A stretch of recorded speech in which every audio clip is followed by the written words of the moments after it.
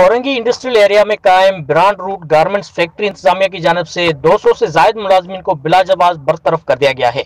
बरतरफ मुलाजमीन का बरतरफ करने और तनख्वाहें अदा न करने के खिलाफ फैक्ट्री के मेन गेट पर एहतजाजी मुजाहरा करके धरना दिया गया। कंपनी इंतजामिया की जानिब से मुलाजमीन को एहतजाज खत्म न करने की सूरत में मुकदमा दर्ज करवाकर गिरफ्तार कराने की धमकियां दी गई हैं। इस मौके पर बरतरफ मुलाजमीन वकार, इमदाद व दीगर ने सहाफियों को बताया कि हमें लॉकडाउन की सूरत हाल में नौकरियों से बरतरफ किया गया है। हमें 2 माह की तनख्वाहें भी नहीं दी गई हैं। कंपनी से बरतरफ किए गए 200 मुलाजमीन दरबदर हो गए हैं।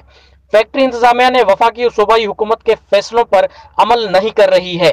वफाक और सिंध हुकूमत की वाज़ेह हिदायत है कि सनती इदारे मुलाजमीन को कोरोना वायरस और लॉकडाउन के दौरान बरतरफ नहीं किया जाएगा, लेकिन हुकूमत के फैसलों की खिलाफ वर्जी करते हुए ब्रांड रूट फैक्ट्री इंतजामिया ने 200 से जायद मुलाजमीन को बिलाजवाज नौकरियों से बरतरफ कर दिया है। उन्होंने मुतालबा करते हुए कहा कि हमारे बकायाजात अदा करके फौरी तौर नौकरियों पर बहाल किया जाए। Raja Baloch, bureau chief, Sindh world news.